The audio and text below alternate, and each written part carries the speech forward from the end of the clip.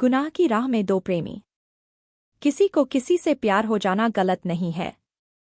गलत तब होता है जब प्रेमी प्रेमिका अपने प्यार को मंजिल देने के लिए गुनाह के रास्ते पर उतर जाएं। पूजा और राकेश ने यही किया, जिसके लिए उन्हें जेल जाना पड़ा। सौरभ रस्तोगी अपनी पत्नी शैली के साथ बरेली के फतेहगंज थाना क्षेत्र के माली मोहल्ले में रहता था। उसका अपना मकान था, जिसके निचले तल पर उनकी सोने चांदी की ज्वेलरी की दुकान थी। ऊपरी तल पर उसका निवास था। सौरभ का नौकर विनोद फतेहगंज से लगभग 2 किलोमीटर दूर खिरका गांव में रहता था।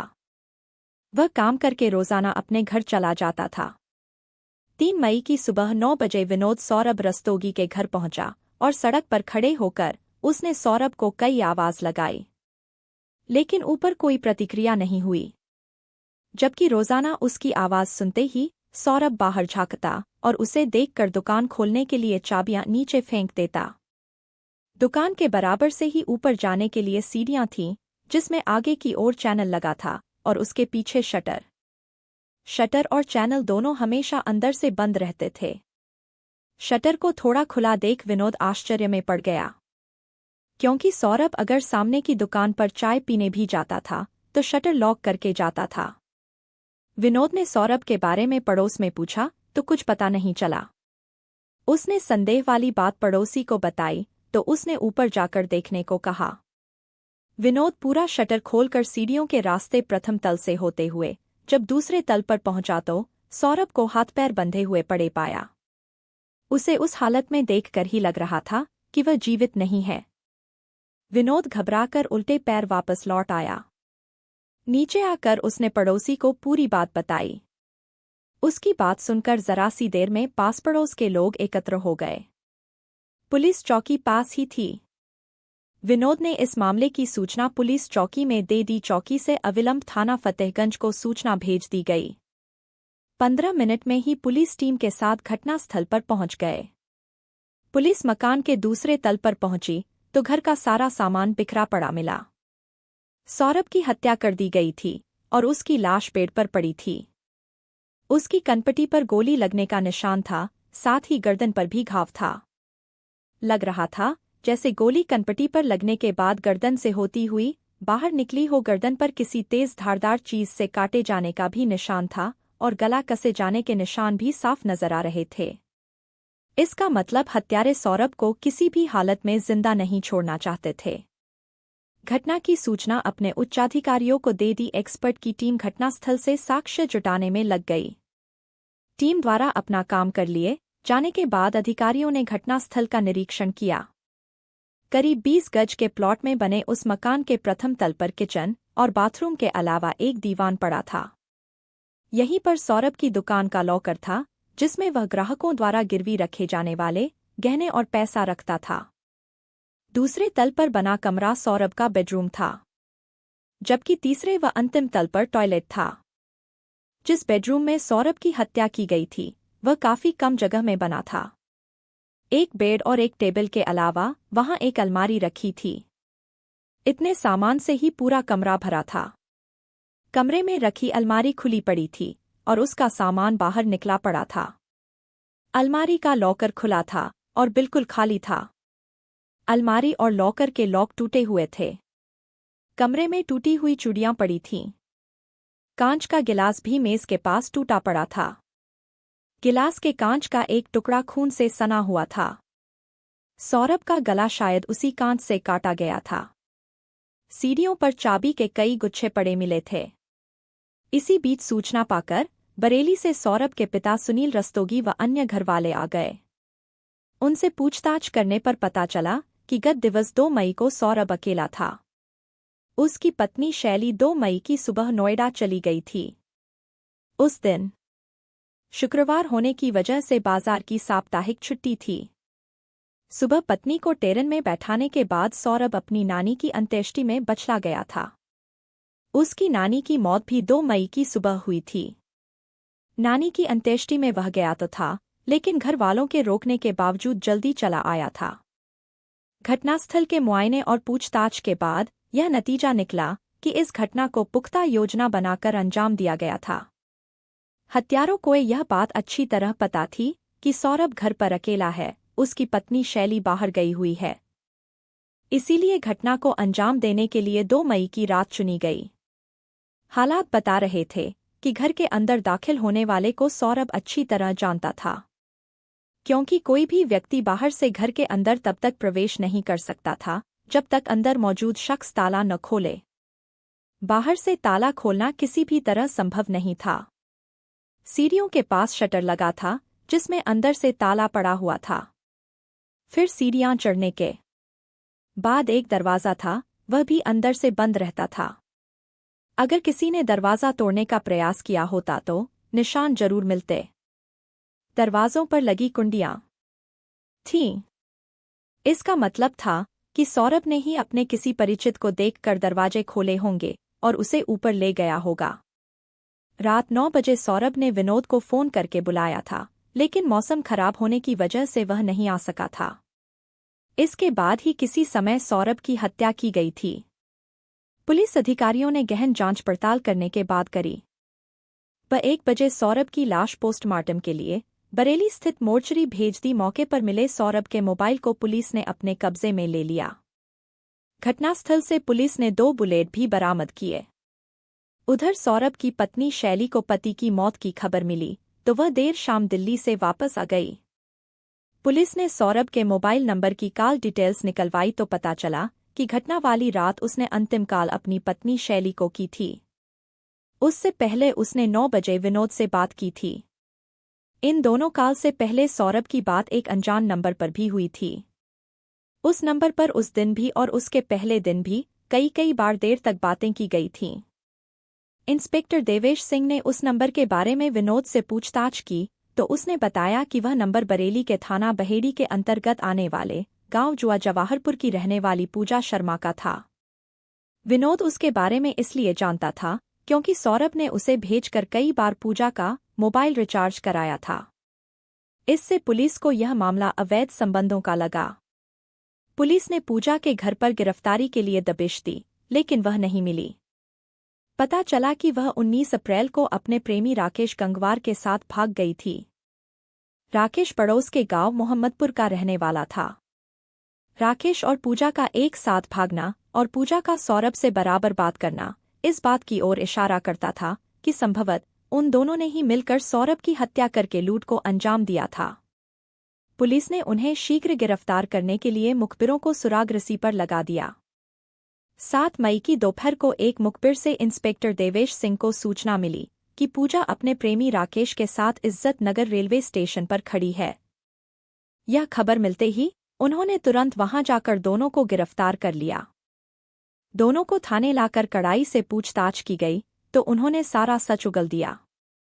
पूजा थाना बहेड़ी क्षेत्र के गांव जुआ जवाहरपुर निवासी रामवीर की बेटी थी। रामवीर खेती किसानी का काम करता था। उसका अपनी पत्नी कमला से अक्सर वाद विवाद होता रहता था, जो कि कभी कभी भयंकर रूप अख्तियार कर लेता था। वाद विवाद का कारण था कमला का महत्वाकांक्षी होना। उसे अपनी चादर के हिसाब से पैर पसारना नहीं आता था। उसके हाथ में जितना पैसा आता था वह घर की जिम्मेदारियों के बजाय फिजूल के कामों में खर्च कर देती थी। 3 बच्चों की मां होने के बावजूद कमला को बनसंवर कर रहना पसंद था। इसी वजह से उसके खर्चे ज्यादा बढ़े हुए थे। उसकी फिजूल खर्ची को लेकर पति पत्नी में प्राय रोज झगड़ा होता था। इस सब से तंग आकर रामवीर ने कमला को तलाक दे दिया। तलाक के बाद वह अपने बच्चों के साथ अपने मायके बरेली के ही गांव मोहम्मदपुर आ गई। लेकिन जवान बेटी को घर में बैठे देख कुछ ही दिनों में माँ बाप को चिंता होने लगी। उन्होंने किसी तरह दौड़ भाग करके उसकी शादी जुआ जवाहरपुर के सेवानिवृत्त फौजी भूपराम शर्मा से कर दी। भूपराम सेवानिवृत्ति के बाद अपनी पुश्तैनी जमीन पर खेतीबाड़ी करते थे। शादी के बाद कमला बच्चों के साथ अपनी इस ससुराल में रहने लगी। समय के साथ कमला की बेटी पूजा जवान हो गई।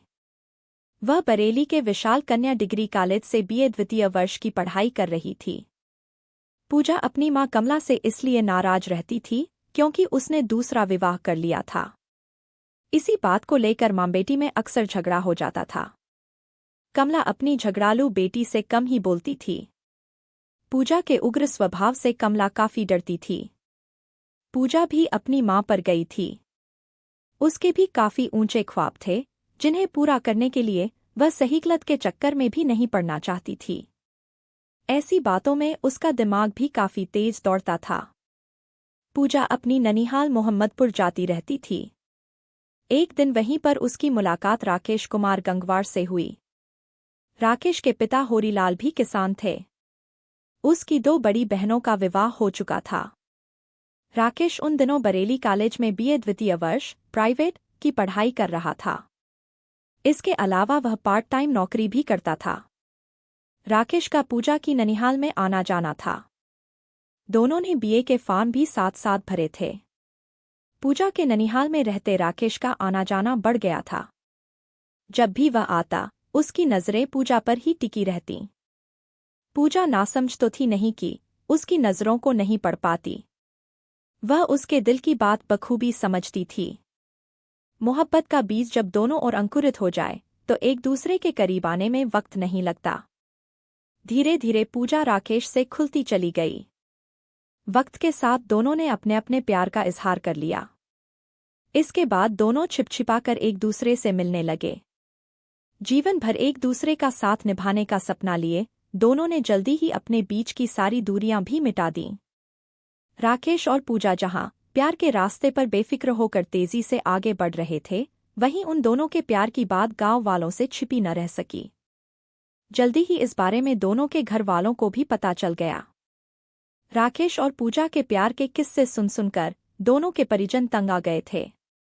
इसी के मद्देनजर राकेश के घर वालों ने उसका रिश्ता बरेली के नवाबगंज कस्बे के एक संभ्रांत परिवार में तय कर दिया। वहीं पूजा के पिता भूपराम ने भी बेटी की शादी मीरगंज थाना क्षेत्र के गांव धनेली में पक्की कर दी। इससे पूजा को अपने अरमान और ख्वाब बिखरते नजर आए। वह राकेश पर गांव छोड़कर भागने का दबाव बनाने लगी, लेकिन राकेश इसके लिए तैयार नहीं था। इस पर पूजा ने उसे बलात्कार के आरोप में जेल भिजवाने की धमकी दी, तो उसे पूजा की बात माननी पड़ी। 20 अप्रैल 2014 को पूजा की शादी होनी थी, लेकिन उससे पहले ही 19 अप्रैल को वह राकेश के साथ गांव से भाग गई। राकेश पूजा को लेकर अपने मामा ओम प्रकाश के घर जा पहुंचा, जो बरेली के थाना देवरनिया क्षेत्र के गांव जमुनिया में रहते थे। वहीं पर दोनों ने विवाह कर लिया। लेकिन विवाह के बाद की जिंदगी की अच्छी शुरुआत के लिए पैसों की जरूरत थी। पूजा ने इसके लिए पहले से ही एक योजना बना रखी थी। उसने अपनी योजना राकेश को बताई तो उसे पूजा की योजना अच्छी लगी। उसने पूजा से वादा किया कि वह इस योजना में उसका हर तरह से साथ निभाएगा।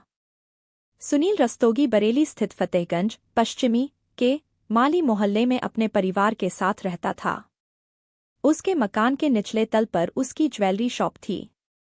अच्छी जगह दुकान होने की वजह से ग्राहक भी खूब आते थे। ज्वेलरी बेचने के अलावा सुनील गिरवीगांठ का भी काम करता था। उसके यहाँ आने वाले ग्राहकों की कोई कमी नहीं थी। सुनील के परिवार में उसकी पत्नी सीमा, एक बेटा सौरभ और 2 बेटियां वर्षा और दीपिका थीं। उन्होंने बेटियों के विवाह कर दिए थे।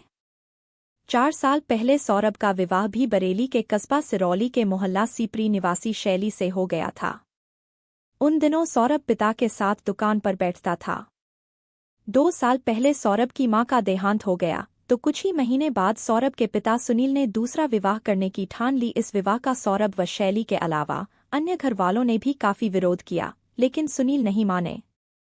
उन्होंने अखबारों में विवाह हेतु विज्ञापन दे दिया। जल्द ही मिर्जापुर जनपद से उनके लिए एक विधवा महिला का रिश्ता आ गया। उसका एक बच्चा भी था। तमाम विरोधों के बाद सुनील ने विवाह कर लिया और घर से अलग होकर उस महिला के साथ बरेली शहर स्थित किला थाना क्षेत्र के कूंचा मोहल्ले में रहने लगे। पिता के बरेली जाने के बाद दुकान की पूरी जिम्मेदारी सौरभ पर आ गई। कह सकते हैं कि वह दुकान उसी की हो गई। पूजा की दूर के रिश्ते की एक नानी थी, जो सौरभ की दुकान पर अक्सर खरीदारी करने जाती रहती थी। वह चूंकि काफी पुरानी ग्राहक थी, इसलिए सौरभ उसका खास ख्याल रखता था।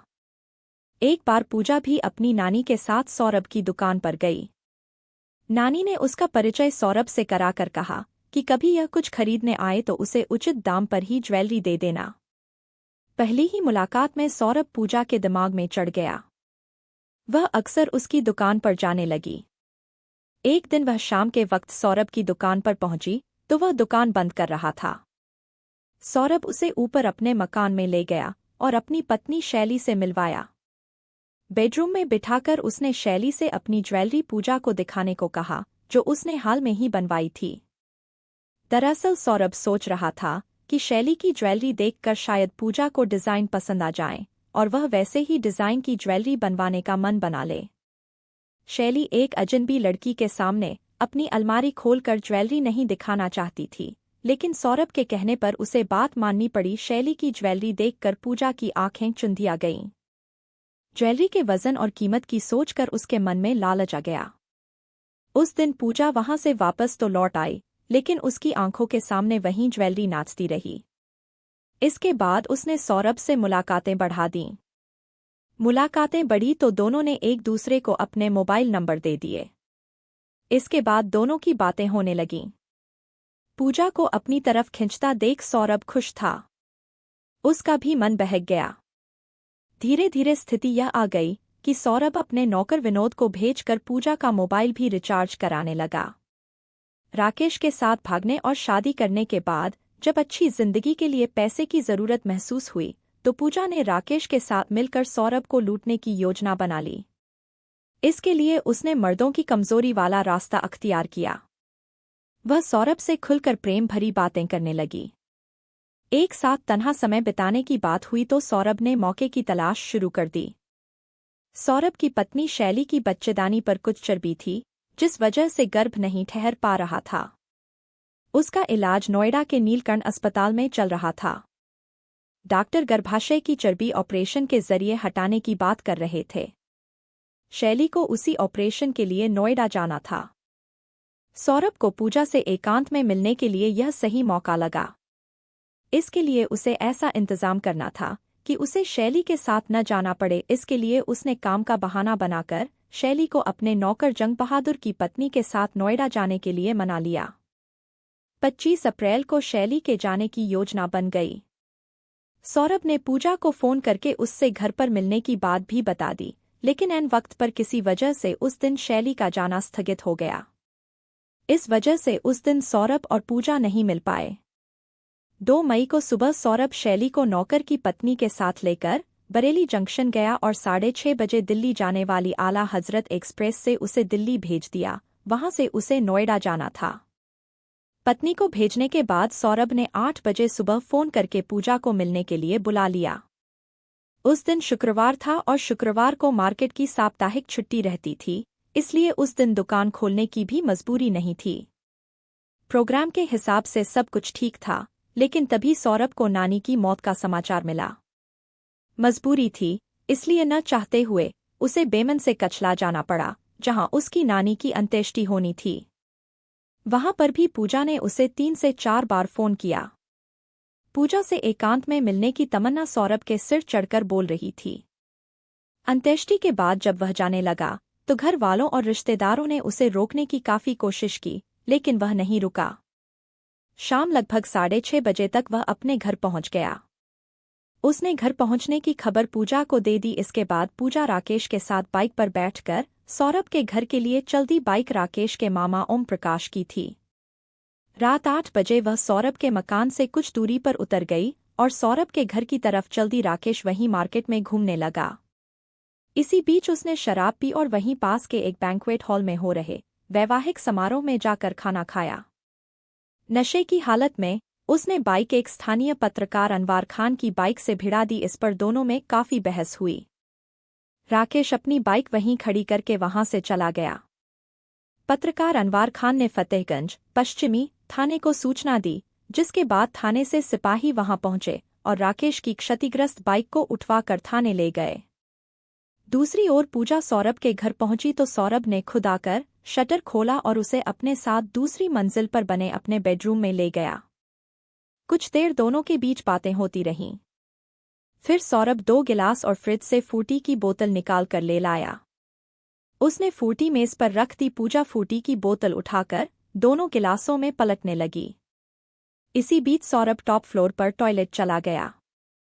पूजा ने मौके का फायदा उठाकर अपने पर्स में रखे 81 की 2 टैबलेट का पिसा पाउडर निकाला और सौरभ के गिलास में डालकर मिला दिया। जब सौरभ टॉयलेट से वापस आया तो पूजा ने एक गिलास उसे देकर दूसरा गिलास अपने होंठों से लगा लिया और सिप करने लगी। सौरभ फ्रूटी पीते हुए टीवी खोलकर उस पर प्रोग्राम सेट करने लगा। करीब 20 मिनट बाद सौरभ बेहोश होकर बेड पर लुढ़क गया। सौरभ के बेहोश होते ही पूजा ने राकेश को फोन करके आने को कह दिया। लगभग 11 बजे राकेश आया तो पूजा उसे शटर उठाकर अंदर ले आई। आने के बाद राकेश सौरभ को होश में लाने की कोशिश करने लगा। वह होश में आया तो राकेश ने 315 बोर का तमंचा तानकर सौरभ को पेट के बल लेटने की हिदायत दी। डर कर सौरभ पेट के बल लेट गया। पूजा ने सौरभ के हाथ पीठ की तरफ लाकर अपने दुपट्टे से बांध दिए। साथ ही उसने सौरभ के पैर भी उसकी शर्ट से बांध दिए। इसके बाद राकेश ने अलमारी की चाबी मांगी तो सौरभ ने देने से इनकार कर दिया। इस पर राकेश ने उसे डराने के लिए तमंचे से एक हवाई फायर किया। उसने एक बार फिर चाबी मांगी लेकिन सौरभ ने चाबी देने से फिर मना कर दिया। इस पर राकेश को गुस्सा आ गया और उसने सौरभ की कनपटी पर तमंचे की नाल रखकर गोली मार दी, जो कि गर्दन के पार होते हुए बाहर निकल गई। सौरभ ने उठने की कोशिश की लेकिन हाथ पैर बंधे होने के कारण वह गिर पड़ा, जिससे मेज पर रखा फ्रूटी का गिलास टूट गया। उसी गिलास के टूटे कांच से राकेश ने सौरभ की गर्दन काटी। उसके बाद उसने बेल्ट से उसका गला कस दिया, जिससे सौरभ की मौत हो गई। सौरभ को मौत के घाट उतारकर राकेश और पूजा ने अलमारी का लॉक तोड़ा और उसके अंदर बनी छोटी तिजोरी का लॉक भी तोड़कर उसमें रखी 650 ग्राम ज्वेलरी और लगभग 4000 रुपये निकाल लिए। यह सब करते करते रात का 1 बज गया था। काम हो गया तो दोनों वहां से निकल आए।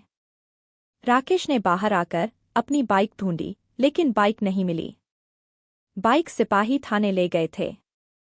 राकेश ने बैंक्वेट हॉल के बाहर खड़ी एक बाइक में अपनी चाबी लगाई तो वह स्टार्ट हो गई। उसी बाइक पर बैठकर दोनों वहां से निकल गए। राकेश के बहन बहनोई बरेली के भोजीपुरा थाने के चौपारा गांव में रहते थे। राकेश पूजा को साथ लेकर रात 3 बजे अपनी बहन के घर पहुंच गया। 2 दिन दोनों वहीं रुके। इसी बीच राकेश ने अपने घर जाकर लूटी गई ज्वेलरी और रुपए भैंसों के बाड़े में चारा रखने वाली नांद के नीचे जमीन में छिपा दिए। लूट का माल ठिकाने लगाकर वह अपनी बहन के घर आ गया। फिर 5 मई को दोनों नैनीताल चले गए। 7 मई को दोनों वापस बरेली आए। इज्जतनगर रेलवे स्टेशन से वे बाहर आकर खड़े ही हुए थे कि फतेहगंज पश्चिमी थाने के इंस्पेक्टर देवेश सिंह ने अपनी पुलिस टीम के साथ वहां पहुंचकर उन्हें गिरफ्तार कर लिया। पुलिस ने राकेश की निशानदेही पर चुराई गई 650 ग्राम ज्वेलरी और 4000 रुपये भी बरामद कर लिए। हत्या में प्रयुक्त बाइक पुलिस पहले ही बरामद कर चुकी थी। आवश्यक लिखापढ़ी के बाद दोनों को सीजेएम की अदालत में पेश करने के बाद जेल भेज दिया गया। पूजा और राकेश गंगवार एक दूसरे को प्यार करते थे, यह गलत नहीं था। दोनों ने घर से भागकर शादी कर ली, इसे भी गलत नहीं कहा जा सकता। लेकिन अपने प्यार को मंजिल देने के लिए जब वे गुनाह के रास्ते पर उतर गए तो अंजाम बुरा ही होना था। वीडियो अच्छा लगे तो सब्सक्राइब करना ना भूले। धन्यवाद।